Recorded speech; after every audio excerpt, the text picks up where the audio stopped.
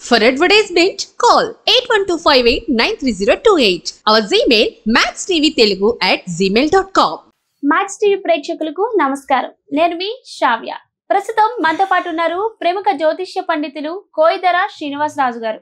మరి గురుగారితో మాట్లాడి అనేక సందేహాలు ఈ రోజు వీడియోలో తెలుసుకుందాం. నమస్కారం గురుగారు. ఓం నమః శివాయ. జయ కొండదేవత శంభో శంకర మహాదేవ మహాదుర్గా వనదేవత సమ్మక్క సారలమ్మ వనదేవత. ప్రజలందరికీ నమస్కారం. చెప్పమ్మా. క్రోధినామ సంవత్సరంలో ధనస్సు రాశి వాళ్ళకి ఈ వారంలో ఎలా ఉండబోతుంది గురుగారు?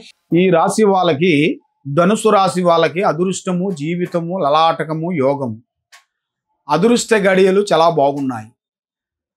జరిగిన కాకుండా జరగాల్సిన కొన్ని విధానాలు చాలా వరకు పెద్ద పెద్ద కార్యక్రమాలు కొన్ని అభివృద్ధిగా రావాల్సినవి కొన్ని ఉన్నాయి. కాబట్టి వీళ్ళు చేయాల్సిన బిగినీసులలో ఇప్పుడు అభివృద్ధిగా పొందే యోగము స్టార్ట్ అయింది. ఆ స్టార్ట్ అయిన దాని వలన మనం ఎంత తొందరగా మనం కొన్ని పనులు పూర్తి చేస్తామో అన్ని పనులు మనకి కొన్ని సెట్ అవుతాయి. ఈ టైంలో మనం పూర్తి చేసుకోవాలనుకుంటే ఈ టైంలోనే చేయాలి. ఈ టైం అయిపోయిన తర్వాత మీరు ఏది చేసినా కూడా మీకు ప్రయోజనం ఏమి ఉండదు. చేతులు కాలిన తర్వాత ఆకులు పట్టుకున్నా ప్రయోజనం ఉండదు.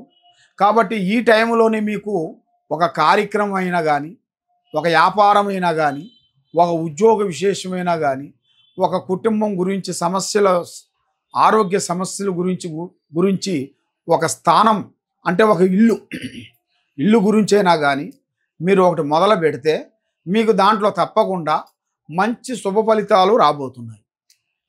గురుగారు, మరి ధనస్సు రాశి వాళ్ళు ఏ దేవుణ్ణి స్మరించుకోవాలి, ఏ గుడికి వెళ్తే మంచిదంటారు గురుగారు? ఈ ధనుసు రాశి వాళ్ళు మెయిన్గా పూజించాల్సింది నవగ్రహ పారార్థన చేయాలి.